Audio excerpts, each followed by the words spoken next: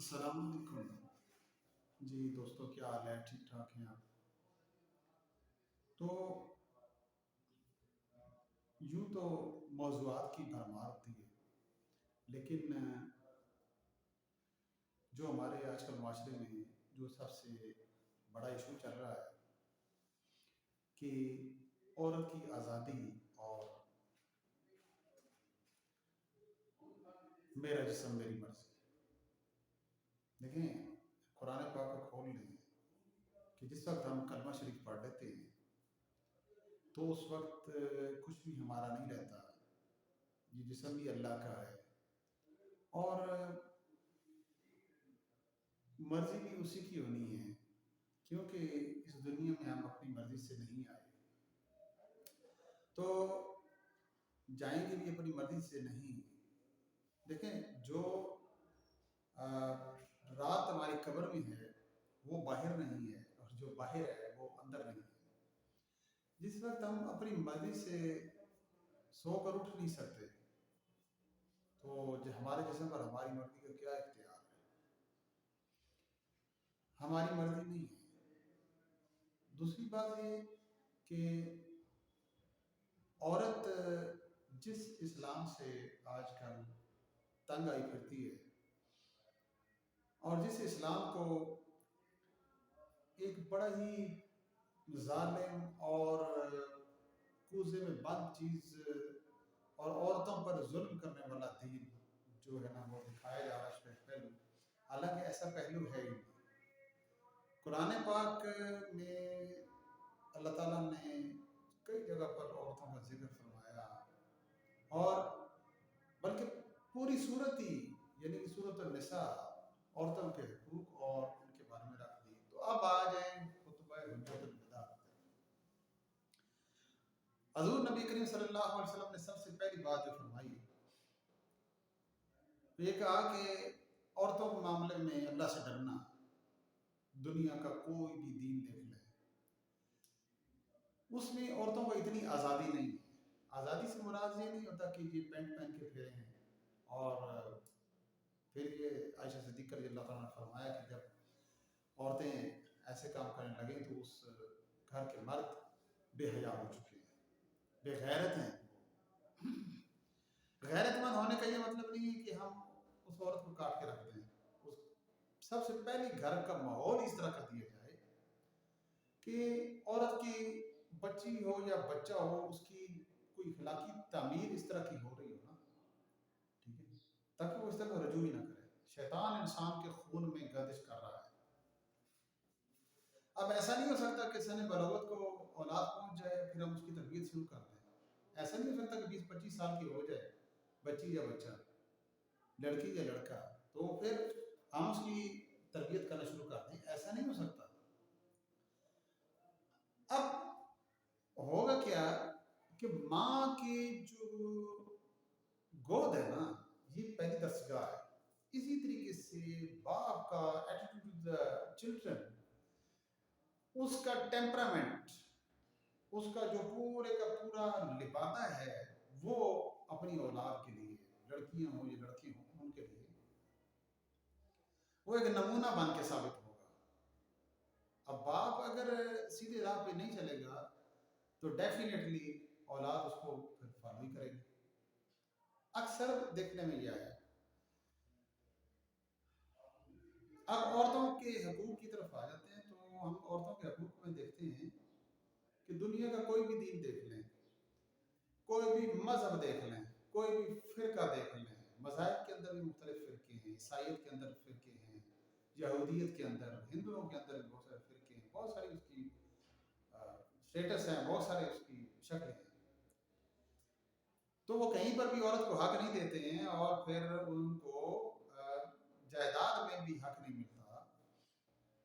ہندوؤں میں تو یہ ہے کہ دوسری شادی کا حق نہیں ہے، اسلام میں تو یہ ساری چیزیں موجود ہیں۔ بات اسلام عورت کو کہتا ہے کہ چار دیواری میں رہو۔ عورت کے لیے چار دیواری سے باہر نکلنے پر بھی سخت پابندی نہیں ہے، بہت ضرورت کے تحت وہ نکل بھی سکتی ہے۔ اب کس جگہ پر نکلے گی؟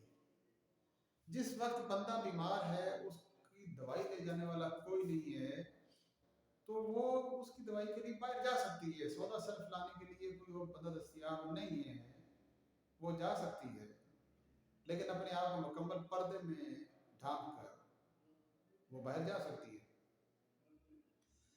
اسلام کے اندر عورت کے لیے سواری کو چلانا، یعنی کار چلاتی ہے یا موٹر سائیکل یا سائیکل چلاتی ہے، یہ بھی کوئی پابندی نہیں ہے، لیکن کار، موٹر سائیکل اور سائیکل چلا کے وہ پارک میں جائے، سیر کر رہے، ریسیں لگائے، اس کی پابندی ہے۔ ضرورت کے تحت وہ اگر استعمال کرتی ہے، کار استعمال کرے، موٹر سائیکل یا سائیکل، بہت اشد ضرورت کے تحت استعمال کریں تو اس میں کوئی ممانعت نہیں، کوئی گناہ نہیں ہے۔ ہمارے یہاں معاشرہ اس طرح کیا ہے، اگر ہم کسی عورت کو کار چلاتے دیکھ لیں تو پھر ہم اس پہ ہنستے ہیں، وہ جی وہ لڑکی کار چلا رہی ہے۔ وہ اصل میں ہنسی اس لیے آتی ہے نا کیونکہ ساتھ ہمارے جب بچے بیٹھے ہوں گے تو ایسی کیا مجبوری پڑ گئی ہے کہ عورت کو وہ کار چلا کے جا رہی ہے، پارک میں بچوں کو لے کے جا رہی ہے، یہی چیز ہے۔ پھر دیکھیں، جس وقت عورت کہتی ہے کہ میرا جسم، میری مرضی، میرے مردوں کے برابر اختیارات بھی ہوں، حقوق بھی ہوں، تو ٹھیک ہے، آ جاؤ میدان میں۔ جس طرح مرد بچوں کو صبح اسکول چھوڑ کے آتا ہے، پھر نوکری پر جاتا ہے، جیسا کہ باہر ملک میں ہوتا ہے، میاں بیوی ہفتہ ہفتہ تک ایک دوسرے سے ملاقات ہی نہیں ہوتی، چہرے نہیں دیکھ پاتے، خاوند دیر سے آتا ہے، بیوی سوئی ہوتی ہے، اور جب خاوند سویرے لیٹ اٹھتا ہے تو بیوی اپنے بچوں کو تیار کرا کے، ناشتہ وغیرہ کرا کے تو وہ جا چکی ہوتی ہے، اور جب صبح 9-10 بجے وہ شوہر اٹھتا ہے اور پھر اپنے کام کے لیے وہ چلا جاتا ہے۔ دیکھو عزیزان گرامی، مسئلہ یہ ہے کہ ہمارے ہاں عورت کو رانی بنا کر رکھا جاتا ہے، ہمارے ہاں عورت کا بڑا احترام ہے۔ ماں کی صورت میں دیکھ لیں، سرکار دو عالم صلی اللہ علیہ وسلم نے کیا فرمایا کہ جنت ماں کے قدموں تلے ہے۔ بہن کے روپ میں دیکھ لیں تو بھائی اپنی بہن کی عزت کا کتنا خیال رکھتے ہیں۔ ہمارے معاشرے میں تو عورت کی بڑی موج ہے، ہمارے معاشرے میں عورت کو تو رانی بنا کے رکھا جاتا ہے۔ جس رستے سے لڑکیاں آ رہی ہوں تو لوگ رستہ دے دیتے ہیں کہ بھائی ہٹ جاؤ، پردہ دار اور اچھی گھرانے کی عورتیں آ رہی ہیں۔ ظاہر بات ہے، جس میں بے پردہ ہو کے اور کسے ہوئے کپڑے پہن کے اپنی زیب و زینت اور آرائش کر کے نمائش کرنے کے لیے باہر نکلیں گی تو پھر شیطان انسان کے خون میں گردش کر رہا ہے۔ تو گلی محلے میں کھڑے ہوئے جو لڑکے اور جو بدماش قسم کے بندے ہوتے ہیں، وہ ظاہر بات ہے چھیڑیں گے تو صحیح ان کو۔ پھر دوسری بات یہ کہ دیکھیں نا، پھر اب وہ عورتیں یا لڑکیاں یہ کہنے میں حق بجانے میں نہیں ہے کہ یار تمہارے گھر میں باپ، بھائی، مطلب کہ بہنیں تمہاری، کیا تمہاری بیٹیاں نہیں ہیں؟ کیا تمہارے گھر میں بہو بہنیں نہیں ہیں؟